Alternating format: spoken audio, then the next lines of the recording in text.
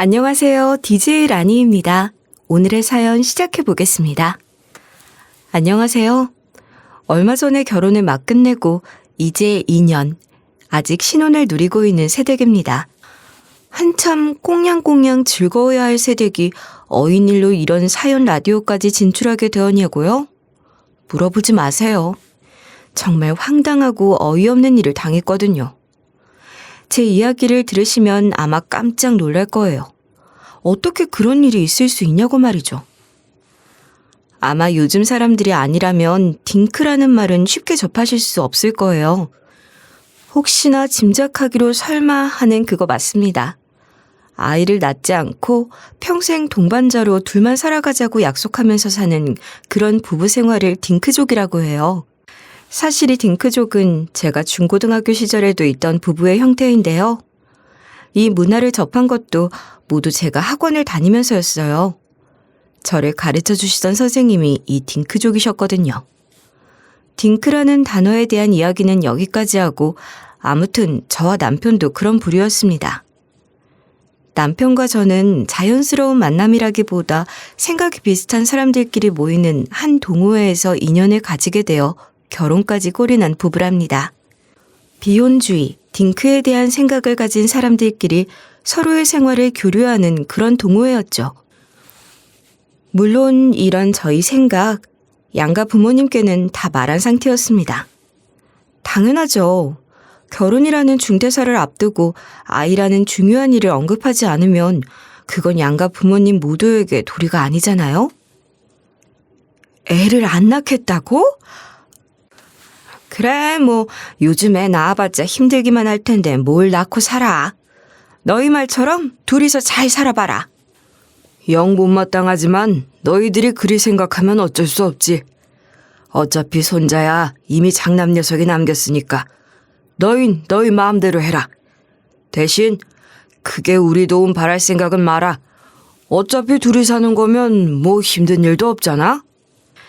제 친정엄마는 20대 때부터 계속 제가 입에 달고 살아서 그런지 제 생각에 지금은 찬성하시고 계셨기에 큰 벽이라 생각하지 않았지만 이제 시모가 될 사람은 어떻게 설득시키나 고민을 했죠.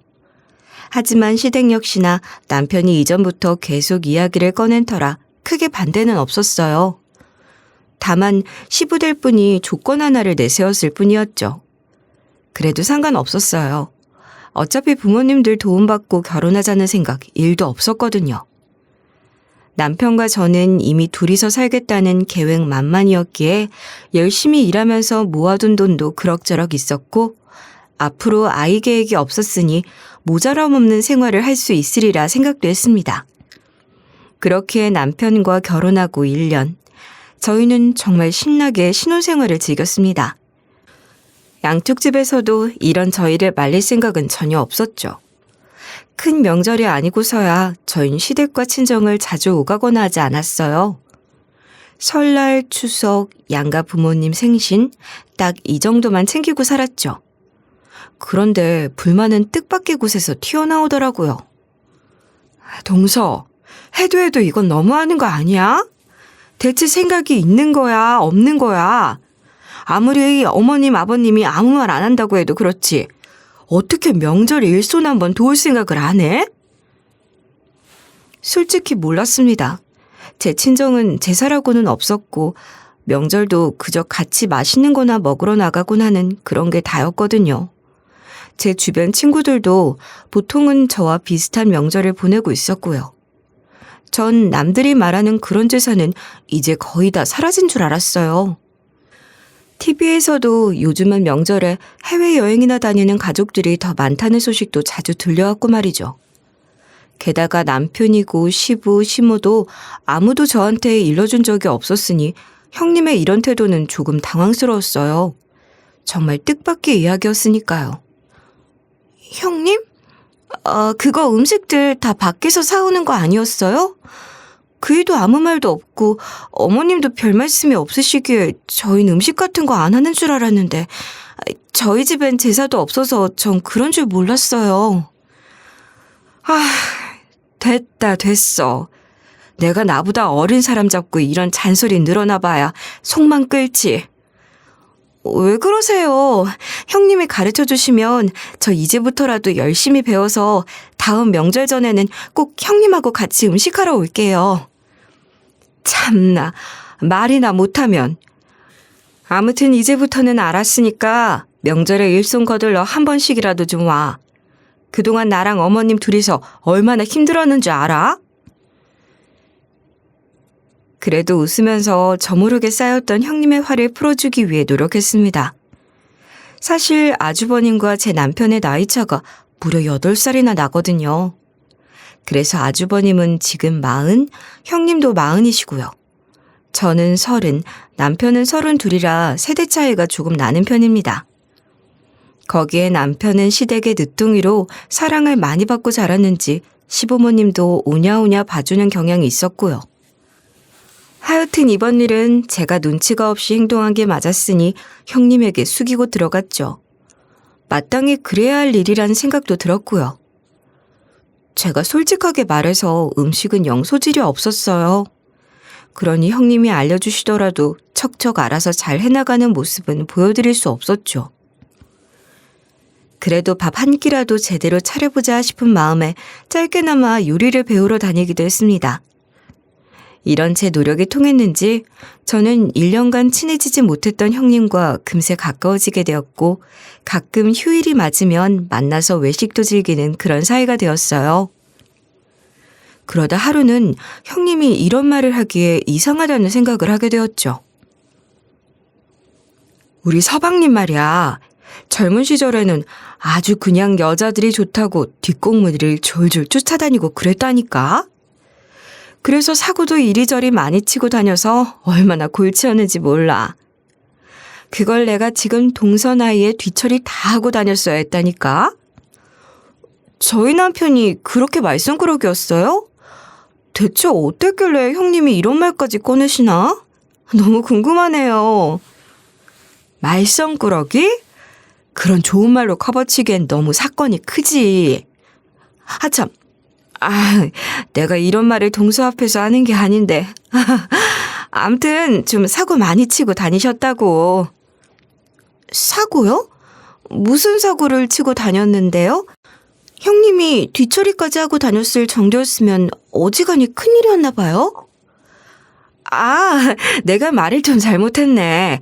사고라고 해도 내가 쫓아다니면서 케어해주는 정도였어.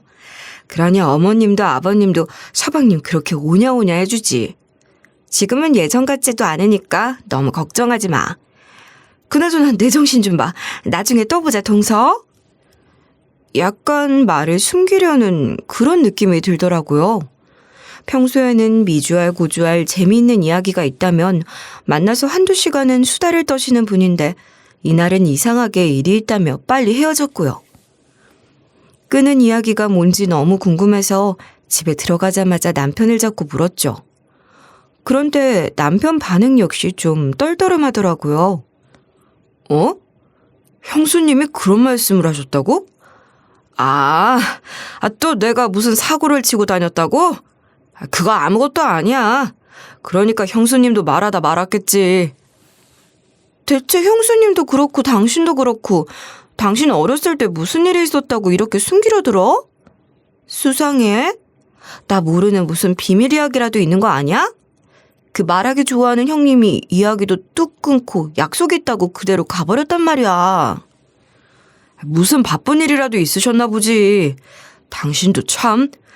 남자들은 어렸을 때 전부 말썽꾸러기야. 남자라는 사람들 자체가 다 나처럼 사고도 치고 다닌다고. 그래? 내 친구들은 안 그런 애들이 더 많은데?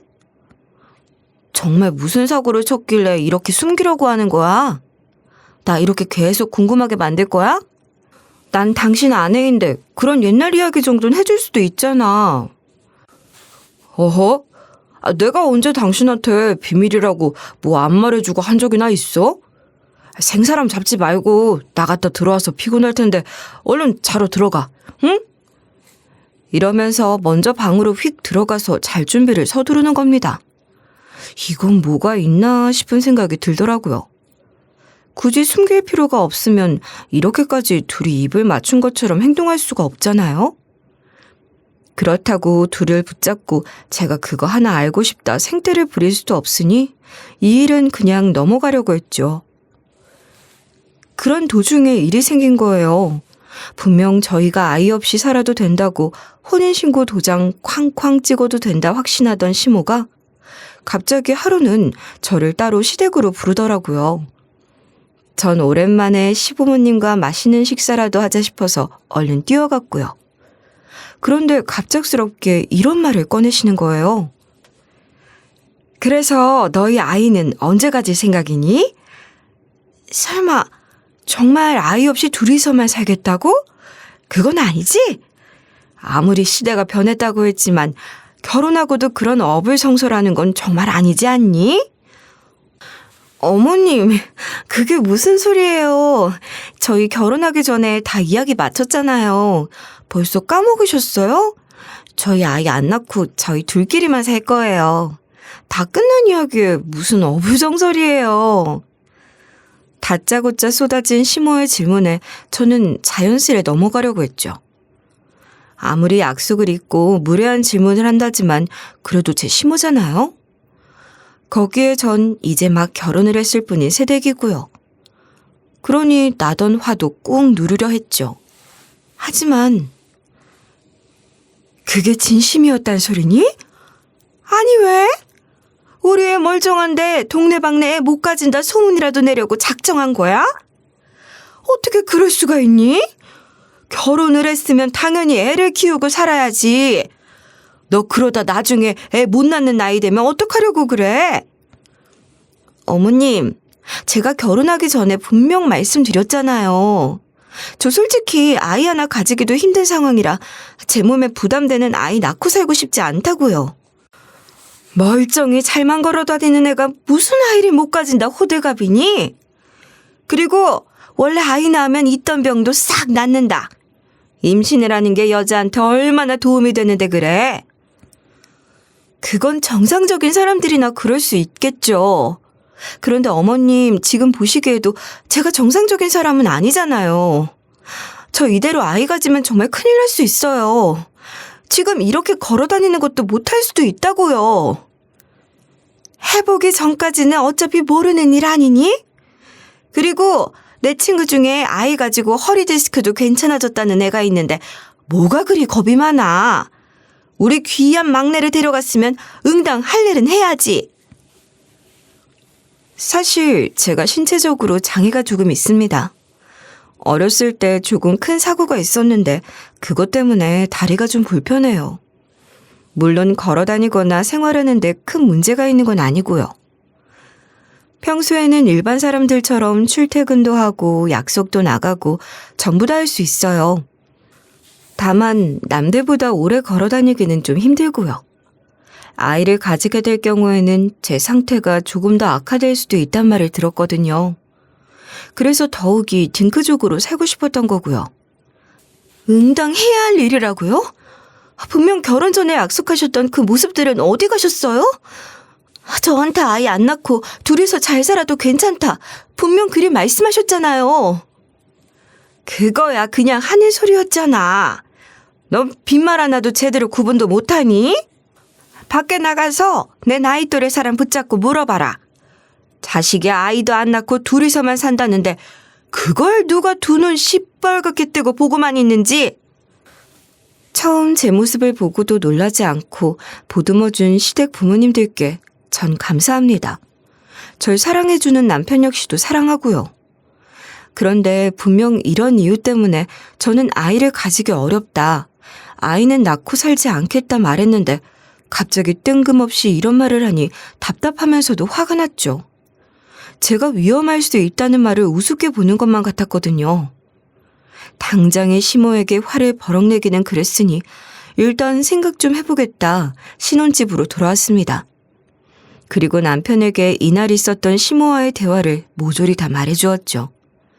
제 편을 들 줄 알았어요. 그런데 남편도 이런 시모 편을 들더라고요. 당신 진짜 아이 안 낳고 살려고? 그때 했던 말은 전부 빈말 아니었어? 당신 아이 엄청 좋아하잖아. 이번 기회에 그냥 우리 애 낳고 살면 더 좋은 거 아니야? 당신은 내 상황 뻔히 알면서 어떻게 그런 말을 쉽게 할 수가 있어? 분명히 내가 내 몸 망치는 거 싫다고 그랬잖아. 당신도 그거에 동의한다고. 그리고 당신도 딩크족이라 그 모임에 다녔던 거 아니야? 거긴 그냥 친구 따라가는 모임이었지. 그리고 거기 있던 사람들 중에 결혼하고 애 잘 만났고 사는 사람들도 많잖아. 얼마 전에 만났던 수경 씨도 그렇고. 사람이 살다 보면 생각도 다 바뀌고 하는 거지. 어떻게 당신은 당신 생각만 할 수가 있어? 우리 집 생각은 안 해? 뭐? 당신 그 말 진심이야? 나랑 했던 약속이 아주 우스워? 그럼 내가 그런 조건 내밀고 결혼하자 했을 때 대체 무슨 생각으로 결혼을 한 건데? 내가 끝까지 아이 안 가지겠다고 하면? 와, 당신 진짜 이기적인 사람이었구나? 됐어. 내 안 낳겠다는 사람이랑 무슨 결혼 생활을 더 할 수 있겠냐? 당신이 애 가지기 싫다면 그냥 우리 이혼해. 이혼하자고. 이혼? 당신 그거 진심이야? 정말 나랑 이혼하겠다고? 당신들이 안 지킨 약속 때문에 왜 내가 이혼을 해야 하는데?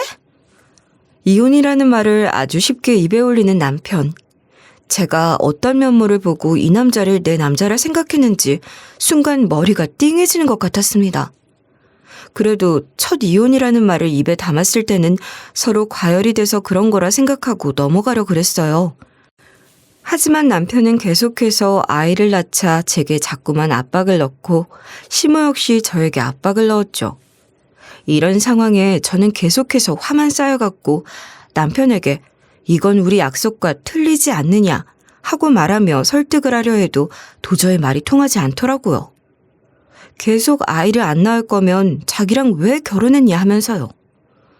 그런 남편의 모습에 저는 빠르게 마음이 식었고 남편의 말대로 이혼 준비를 서둘러 시작했어요.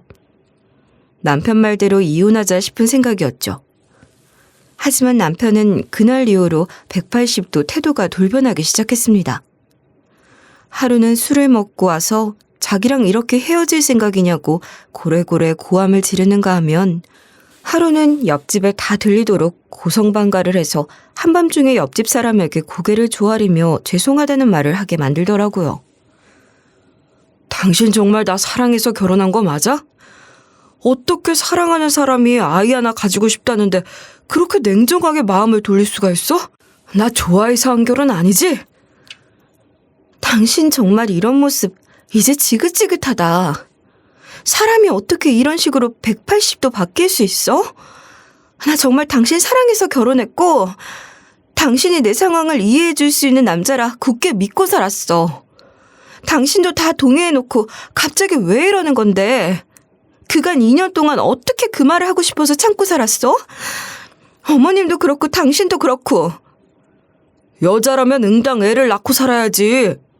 아무리 당신 몸이 정상적인 사람하고 거리가 멀다 해도 애는 낳을 수 있잖아. 하자가 있는 것도 아니면서 왜 이렇게 튕겨? 당신이야말로 사람이 그럴 수 있냐? 내가 이렇게 간절하게 아이를 바랐는데 그것 하나 못 들어줘? 옆집 사람들에게 남편 때문에 때 아닌 사과도 했던 상황이라 저도 화가 많이 났던 상태였죠. 게다가 여자 운운하며 여자는 무조건 애를 낳아야 한다는 구시대적인 생각을 가진 남편. 그런 남편과 정말 안 되는 몸으로 치고받고 대판 싸웠습니다. 솔직히 말해 남편이야말로 절 속이고 결혼한 거 아닌가요? 다 된 이야기에 이렇게 뒤통수를 쳐놓고 뭐가 잘났다 이리도 큰 소리를 치는지. 아마 남편이란 놈은 결혼해서 저를 설득한 후에 아이를 가지려고 했던 속셈 같았죠. 거기에 정말 걷잡을 수도 없는 분노가 치밀어 오르더군요. 저도 몸이 불편할 뿐이지 성격은 한성격하거든요. 그러니 아주 남자라고 봐주지도 않고 이판사판으로 대들었죠. 그러자 남편은 다음 날부터 시모를 집에 데려와 살기 시작하더라고요. 혼자선 힘드니까 2대1 구도를 만든 거죠. 네가 밥을 이따위로 하니까 성태기가 매번 우리 집에 와서 밥 좀 차려달라 그러는구나. 이렇게 살림을 못해서야. 도대체 잘하는 게 뭐가 있니? 몸도 불편해 애도 못 낳겠어. 그렇다고 집안일을 똑부러지게 잘하기를 하나. 거기에 우리 애랑 이혼도 하시겠다? 우리가 얌전히 당하고만 있을 것 같니? 너 우리한테 위자료 챙겨줄 준비나 해라. 어머님, 위자료 받을 사람은 남편이 아니라 저고요. 남편 평소에는 제가 차려준 밥 맛있다고 먹는 사람이고 애 못 낳겠다는 건 결혼 전부터 꺼낸 말이고요. 제발 말이 되는 소리를 하세요. 그리고 하나로 힘들다고 이렇게 둘이서 저 압박하지 마시고요. 뭐라고? 우리가 뭐가 부족해서 너 같은 애를 무서워해 둘이서 압박한다 그러니? 어머, 정말 웃기는 애구나 너. 제가 저렇다니까. 사람이 말이 통해야 말로 뭘 해결해 보려고 하지. 됐어. 그냥 우리도 위자료 받고 땡치자. 어차피 쟤 우리 못 이겨. 기세 등등. 아주 이혼 소송만 하면 자기들이 이길 것처럼 득달같이 달려드는데 어이가 없더라고요. 아마 저와 비슷한 상황에서 소송을 진행하신 분들은 아실 거예요. 소송만 들어가면 시댁과 저 중에 누가 이길지 말이죠. 그런데 말이에요. 이런 좋지 않은 일들은 한 번에 하나씩 일어나는 게 아니더라고요. 안 그래도 시댁의 충돌과 남편과의 이혼 준비로 머리가 아픈 와중에 엄마한테서 급하게 전화가 왔습니다. 아빠가 돌아가셨단 말이죠. 전화를 받을 때만 해도 꿈이라 생각했어요.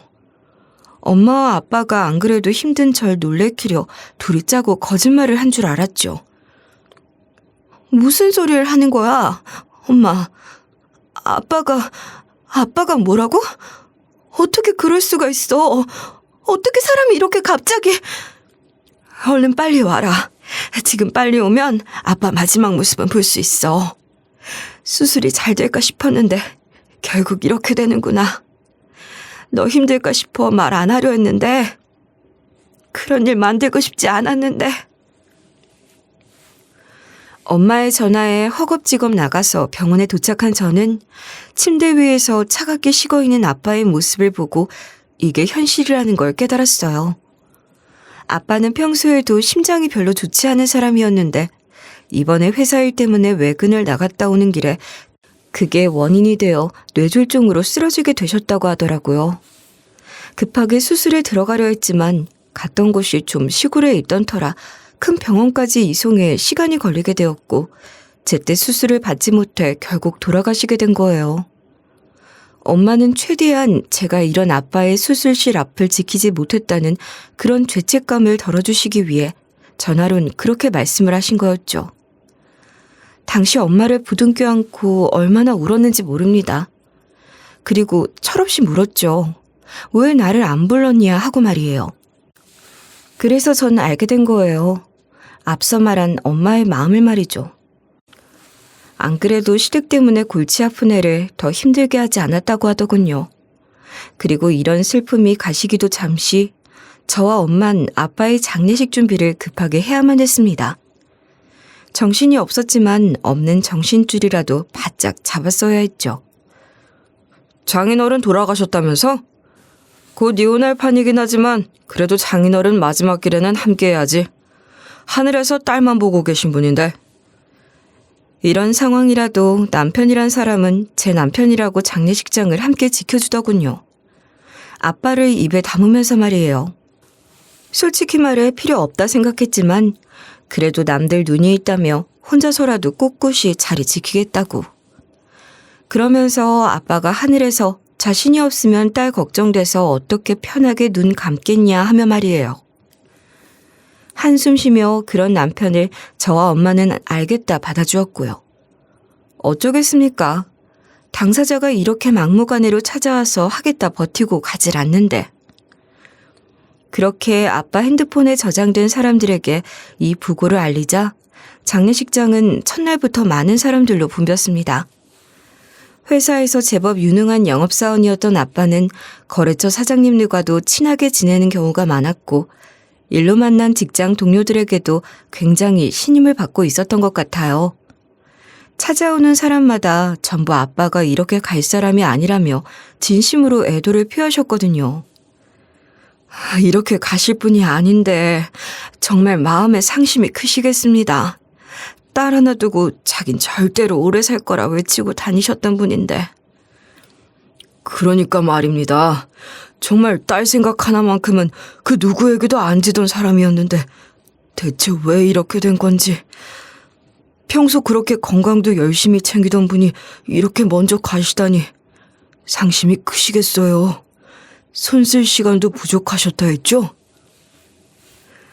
그러게요. 이렇게 떠날 사람이 아니었는데.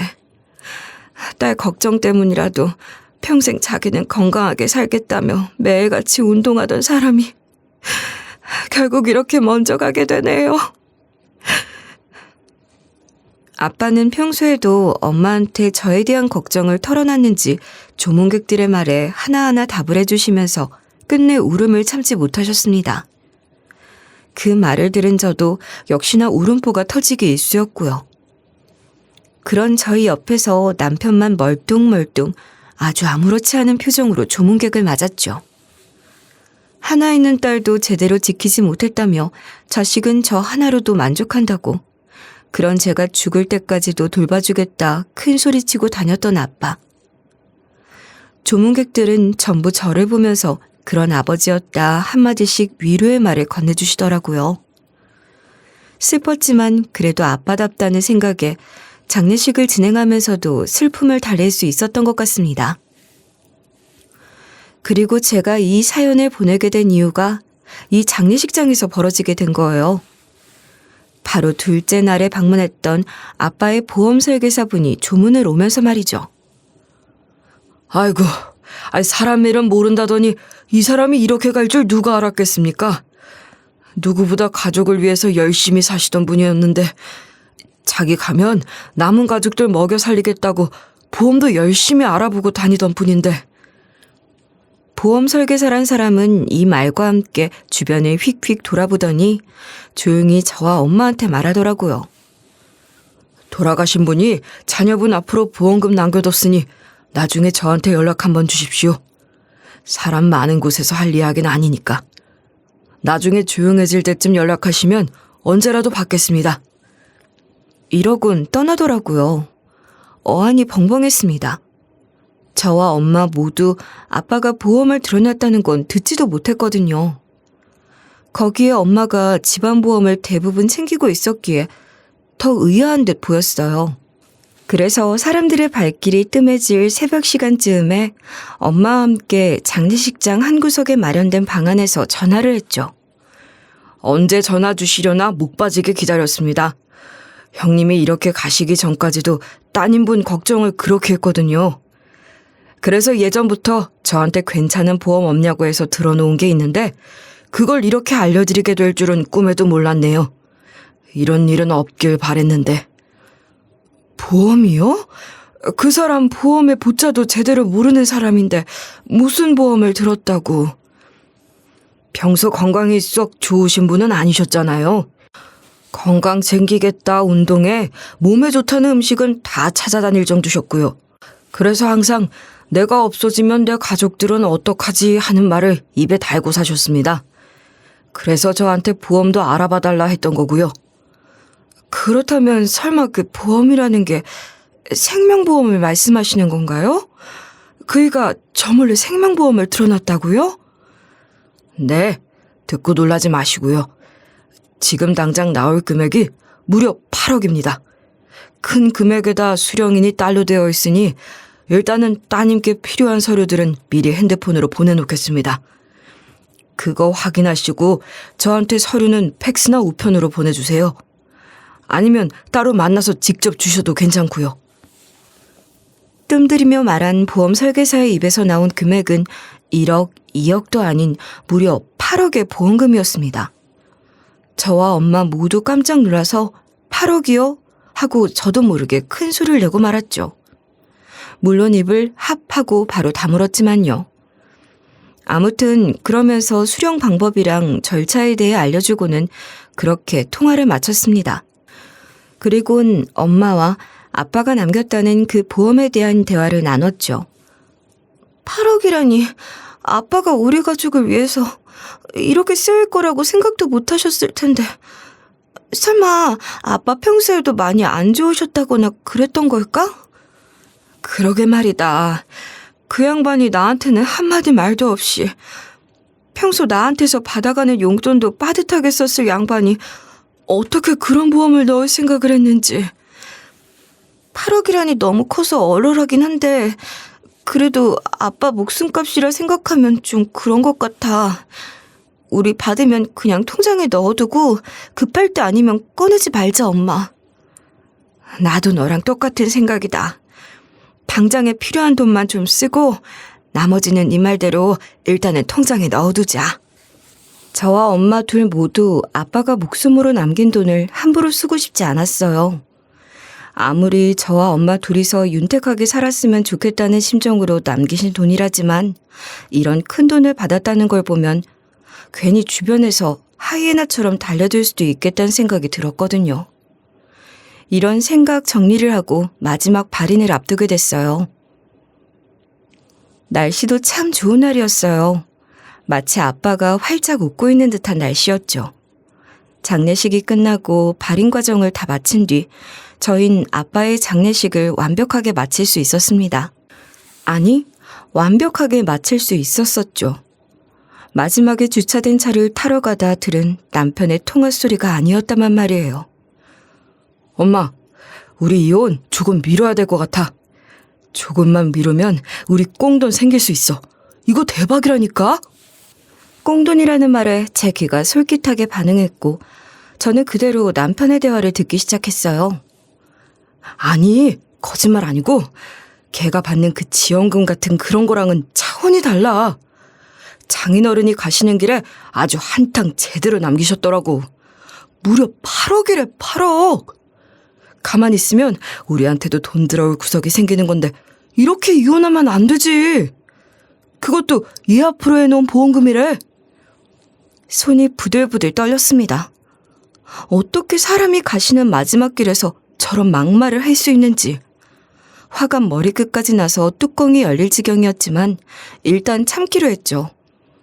지금 당장에 남편이 시모와 무슨 대화를 주고받았는지 알 수도 없었으니 말이에요.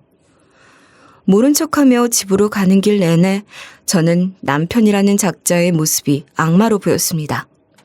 겉모습만 인간이지 이건 완전 악마가 따로 없다 싶었죠.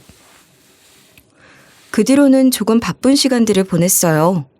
저는 남편의 뒤를 알아보기 시작했거든요. 남편이란 놈이 정말 대단한 놈이더군요. 일단 첫 시작은 예전에 찝찝하게 넘겼던 일부터 시작했어요.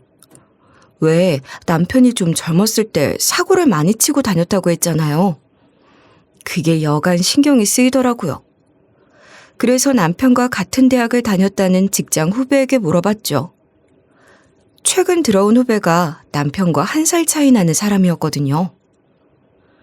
제 직장 후배가 남편과 제가 결혼했다는 사실을 왜 모르냐 하시겠지만 여기에 사연이 좀 있긴 합니다. 제가 다니고 있는 회사는 그렇게 큰 회사는 아니에요. 중소기업에 속하는 회사로 얼마 전에 있었던 왜 전 국민이 고생했던 그 일 있잖아요. 그때 생각보다 많은 사람들이 권유사직을 당했달까. 아무튼 좋지 않은 일이 있었거든요. 제가 살아남을 수 있는 이유는 단 하나. 장애가 있는 사람을 어느 정도는 회사에서 직원으로 뽑아야 한다는 것 때문이었죠. 그게 아니라면 저도 그때 잘렸을지 모르겠네요. 아무튼 그래서 결혼식 한다는 소식도 주변에 최대한 알리지 않고 있었어요. 친가, 시댁, 친척 몇 명만 모아두고 있죠. 그러다 보니 생각보다 회사에서 제가 결혼을 했다는 것만 알지 누구랑 결혼했는지 아는 사람은 거의 없다 할 수 있어요. 그러니 쉽게 직장 후배에게 남편에 대한 이야기를 물어볼 수 있었죠. 성택 선배요? 아, 설마 그 선배 말씀하시는 건가? 그 사람 저희 학과에서 진짜 유명했어요.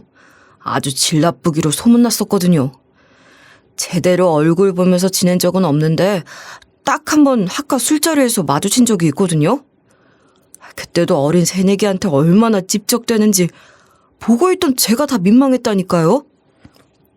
그래? 그때 나이가 몇이었는데? 이후에 그 사람한테 어떤 일 있었다 들은 적은 있어? 선배님이 왜 이런 거 궁금해 하시는지 모르겠지만 그 사람 아는 사람이면 꼭 피해 다니세요. 지금 그 선배랑 사귄 적 있다는 사람들 무슨 소송인가 뭔가 준비한다 했거든요. 제 남편이라는 사람은 저와 결혼하기 전에도 사고를 많이 치고 다니면서 학교를 졸업하고는 사람들 연락을 피하고 다녔나 봐요. 그래서 이렇게 소송하려 해도 꽤 시간이 걸렸다고. 그런데 어쩌다가 남편 소식을 안다는 사람을 만나 후배가 말하는 그 사람들이 소송을 진행할 수 있었다 합니다. 그게 거의 최근에 있었던 일이라 하더군요. 뭐? 소송? 그 사람이랑 무슨 일이 있었기에? 학교 다닐 때 무슨 사고라도 치고 다닌 거야? 사람이 뭘 했길래 소송까지 당한대? 그게 대형 사고를 쳤었거든요. 한 명도 아니고 몇 명이나 애를 가지게끔 만들었다 하는데 아주 남자라면 하지도 말아야 될 일들을 엄청 하고 다녔다고 하더라고요. 아휴, 제 입으로 말하려니 좀 그렇네요. 여기까지만 얘기하셔도 알겠죠? 그런데 그게 그 한 사람만이 아니더라고요.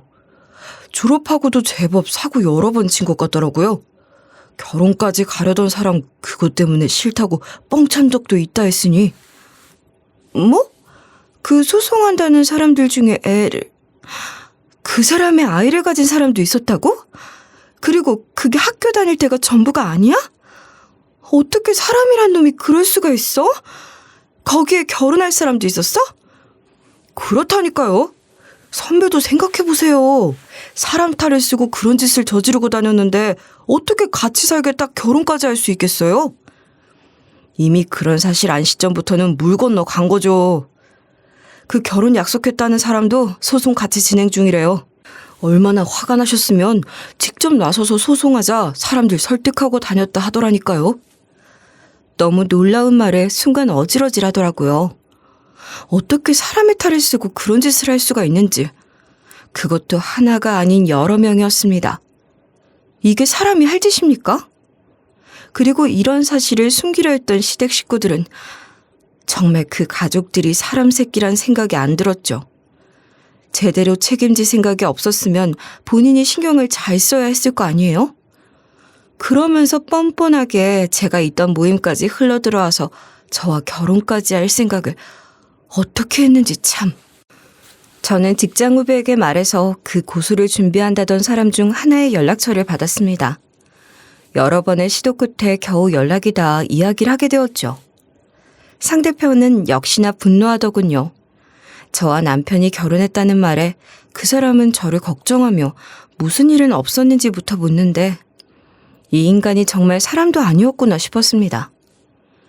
그래서 저는 이혼 소송을 준비하고 그들은 그들이 준비하던 소송을 진행하기로 했죠. 그 중에는 본인이 원치 않았다가 덜컥 아이를 가지게 된 경우도 있더라고요. 그들의 뒤처리를 맡은 건 역시나 시모와 형님이었고요. 이런 사람들이 제 앞에서는 아주 착한 사람인 양 탈을 쓰고 다녔던 겁니다. 그리고 마지막으로 전 해야 할 일이 있었어요. 재판이라는 것은 언제나 자료 싸움이기 마련이니까요. 그래서 전 남편이 자는 사이 핸드폰 잠금을 풀고 남편의 핸드폰을 뒤지기 시작했습니다. 남편은 예전에 회사에서 맡은 업무를 안 했다는 핑계로 한번 된통 당한 적이 있었거든요. 그때 본인은 분명 못 들었는데 회사가 자기에게 덤을 씌운 거라 씩씩대며 자동통화 녹음 기능을 켜놓은 적이 있었어요. 전 거기에 희망을 걸었죠. 그날 시모와 나눈 대화가 녹음되어 있을지도 모른다는 걸 말이에요. 역시나 남편의 핸드폰에는 통화 녹음이 남아있더군요. 소리를 작게 해서 얼른 들어보니 역시 시모와 남편이 통화를 나눈 그날의 대화가 맞았습니다. 웃긴 게 아주 둘이서 아빠 보험금을 자기들이 전부 가질 수 있다면서 낄낄대면서 난리도 아니더라고요. 바보들인지. 그리고 결전의 날이 왔죠. 제 이혼 소송이 있던 날이었습니다. 숨죽여 시간을 보내려고 했던 남편은 제가 서둘러서 이혼 소송을 준비하니 아주 똥줄이 타는 모습으로 저를 뜯어 말리려고 하더라고요. 하지만 제가 호락호락 가만히 있을 사람이 아니죠. 얼른 변호사 섭외에 준비했던 자료들을 싹 다 넘기고 이혼 소송을 시작했어요. 혹시나 방해 공작이라도 할까 싶었거든요. 결과는 당연하게도 제가 승소했습니다. 판사님은 아이를 안 낳는 것 자체가 부부가 된 일에서 이혼 사유가 될 수 있다며 처음에는 남편의 손을 들어주나 싶었지만 이후 제가 밝힌 남편의 과거 그리고 남편의 그 통화 내역을 듣고는 바로 남편에게 괘씸하다며 위자료 2천만 원을 때려버리더군요. 아주 고소하고 속이 시원했죠. 그렇게 바로 자리를 뜨려 밖으로 나가려는데 거동이 썩 재빠르지 않은 저를 빠르게 지나쳐서 제 앞을 막아서더라고요. 당신 그 이야기 어떻게 알아냈어? 그거 다 내 뒷조사하고 그래서 알아낸 거 아니야? 그거 불법이야. 알긴 알아?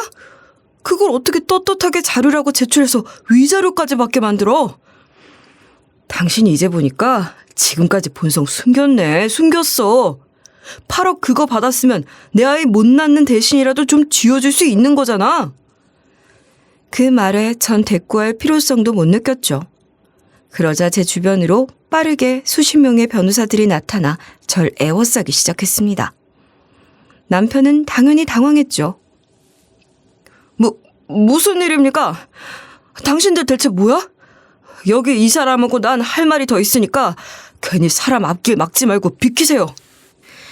당신은 이 사람들 옷에 있는 배지도 눈에 안 보이나 봐? 여기 전부 다 변호사 선생님들이셔. 물론 내가 고용한 사람 말고도 굉장히 많은 사람들이 있지. 당신 젊을 때 아주 한탕 제대로 하고 다녔다면서? 그걸 어떻게 책임도 안 지고 넘어갈 생각을 했어? 젊은 시절에 패기로 그럴 수도 있지. 본인들도 다 동의하에 한 일을 그럼 내가 왜 책임을 져야 하는데? 그리고 그렇게 오래된 일을 왜 지금에서야 나한테 그래? 당신 이거 믿고 나한테 지금까지 이혼 이길 수 있다 그런 거였구나? 다 한패였어. 한패는 무슨. 난 뒤통수 당해서 얼얼해 죽겠는데. 그리고 당신이 말하는 그런 경우가 아닐 때도 있었으니 내가 이런 말을 하는 게 아니겠어? 자세한 얘기들은 여기 변호사님들이랑 해보고 난 모르겠으니 이만 가볼게. 그럼 잘 해결되길 빌어. 남편이 야 거기서 하고 절 붙잡으려 했지만 변호사들에게 붙잡혀서 이도저도 못하고 발만 동동 굴렀죠. 그리고 이 일로 인해 시댁은 발칵 뒤집혔습니다. 당연하겠죠. 자기 자식이 중요한 그걸 제대로 간수도 못하고 여자들 눈에 피눈물 흘리게 만들었는데 게다가 그걸 어떻게든 무마하겠다고 잘못된 일을 아무렇지 않게 덮겠다고 사방팔방 다녔으니까요. 후에 같이 고소를 진행하겠다 했던 사람들 중 한 명에게 결과를 듣게 되었는데 아주 고소했습니다. 그 인간 조만간 깜빵 들어가게 될 겁니다. 감히 법정에서 거짓말까지 하려고 들더라고요. 자기는 그런 적이 없다면서 말이에요. 저희가 무슨 바본 줄 아나. 그때 녹음까지 해서 제대로 인증서 남기겠다고 본인 입으로까지 말했으면서 말이에요. 세상에, 그런 바보도 있어요? 와, 제가 진짜 대단한 놈이랑 결혼을 했었네요. 어이가 없어. 그 남자 식구라는 사람들도 정말 웃겨요. 본인들은 절대 그런 이야기를 꺼내본 적도 없대요. 그런데 아시잖아요. 억울한 일 당한 사람들은 말이에요. 절대 혼자서 죽으려고 하지 않아요.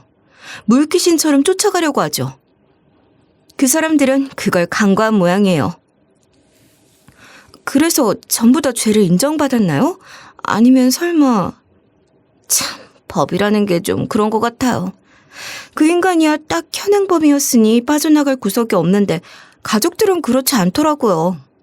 직접 행한 적도 없다고 그걸 발판으로 빠져나갈 줄 누가 알았겠어요? 정말 괘씸해서.